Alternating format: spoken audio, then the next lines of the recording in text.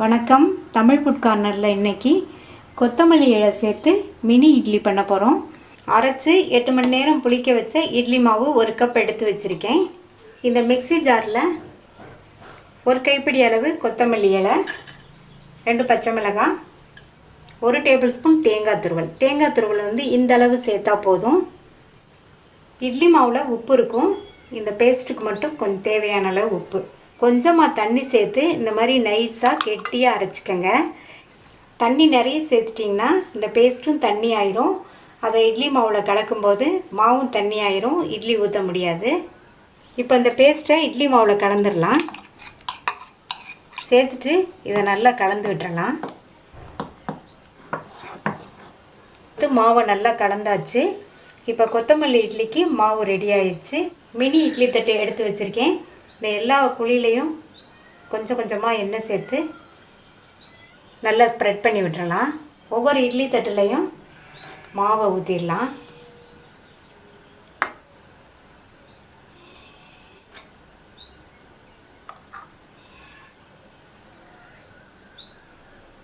இதே மாதிரி 2லையும் ஊற்றிடலாம். இட்லி தட்டை ஒன்றுக்கு மேலே ஒன்று அடுக்கி வச்சிடலாம். அடுக்கி வைக்கும்போது இந்த ஹோல் வந்து நம்ம ஊற்றுற இட்லிக்கு நேராக இருக்கணும். இந்த ஹோல் வந்து நம்ம ஊற்றுற இட்லிக்கு நேராக இருக்கணும். இப்போ வேக வச்சிடலாம். இட்லி பாத்திரத்தில் தண்ணி கொதிச்சிட்ருக்கு. இந்த இட்லி ஸ்டாண்டை வச்சுட்டு மூடி வச்சிடலாம். ஸ்டவ்வை வந்து மீடியம் ஃப்ளேமில் வச்சிடலாம். 7லேருந்து 8 நிமிஷம் ஆகும் வெந்துட்டுருக்கட்டும். இப்போ 8 நிமிஷம் ஆச்சு. திறந்து பார்க்கலாம். இட்லி வந்து கரெக்டாக வெந்திருக்கு, ஒட்டவே இல்லை.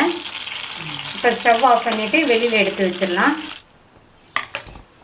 இப்போ உடனே இட்லி எடுக்கக்கூடாது, ஆறுனதுக்கப்புறம் எடுக்கணும். நல்லா ஆறிடுச்சு. ஒவ்வொரு இட்லியாக எடுத்துடலாம். ஒரு ஸ்பூன் வச்சு எடுத்திங்கன்னா நல்லா அழகாக வந்துடும்.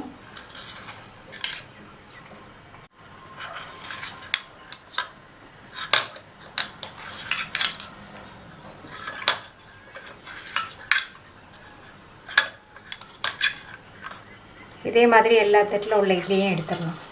கலர்ஃபுல்லான சாஃப்டான மினி கொரியாண்டர் இட்லி ரெடி ஆயிடுச்சு.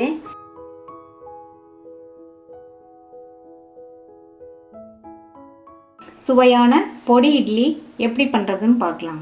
பொடி ரெடி பண்ணிடலாம். இந்த பேனில் 1 டேபிள் ஸ்பூன் வெள்ளை எள் சேர்த்துருக்கேன். இதை நல்லா பொரியிற வரைக்கும் வறுத்து எடுத்துக்கலாம். எள்ளு நல்லா பொரிஞ்சிருச்சு. இந்த பிளேட்டில் எடுத்து வச்சிடலாம். அதே பேன்லேயே கொஞ்சமாக எண்ணெய் விட்டு ஒரு 10 காஞ்ச மிளகாய் பழம் எடுத்திருக்கேன். அதை சேர்த்து நல்லா மொறுன்னு வர வரைக்கும் கருகிராமல் வறுத்துக்கணும். நல்லா மொறுன்னு வறுபட்டுருச்சு. இந்த காஞ்ச மிளகாவையும் எடுத்து வச்சிடலாம். அதே பேன்லேயே 1/2 கப் உளுந்தம்பருப்பும் 2 டேபிள் ஸ்பூன் கடலைப்பருப்பும் சேர்த்துக்கணும். இதையும் நல்லா கருகிராமல் பொன்னிறமாக வர வரைக்கும் வறுத்துக்கணும்.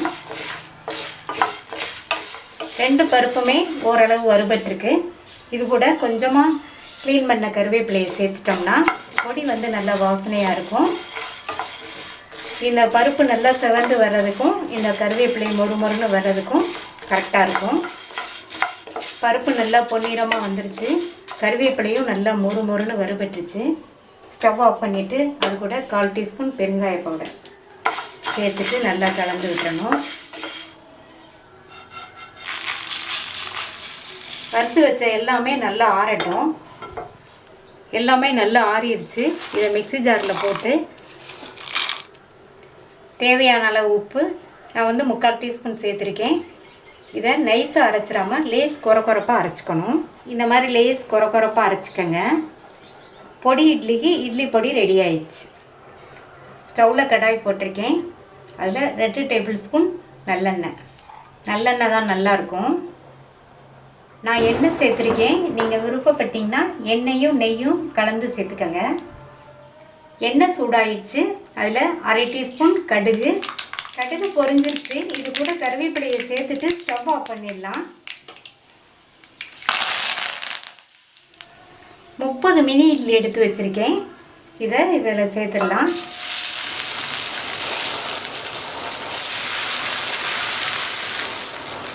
நம்ம ரெடி பண்ணி வச்ச பொடியை இதில் அப்படியே தூவி விட்டுறணும்.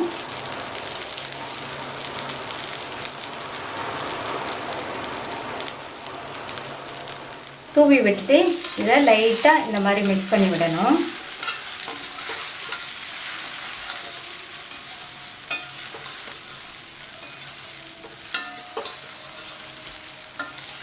இப்போ ஒரு அரை டேபிள் ஸ்பூன் போல் பொடியை தூவி விட்டுக்கணும். மொத்தம் 3 டேபிள் ஸ்பூன் அளவுக்கு இட்லி பொடி சேர்த்துருக்கேன். நல்லா மிக்ஸ் பண்ணி விட்டுக்கலாம்.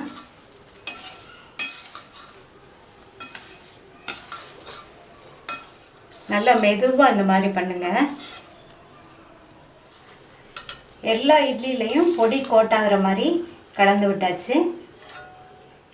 கடைசியாக இதில் அரை டேபிள் ஸ்பூன் அளவுக்கு மறுபடியும் நல்லெண்ணெயை இந்த மாதிரி பரவலாக ஊற்றிக்கணும். எண்ணெய்க்கு பதில் நீங்கள் நெய் வேணாலும் விட்டுக்கங்க.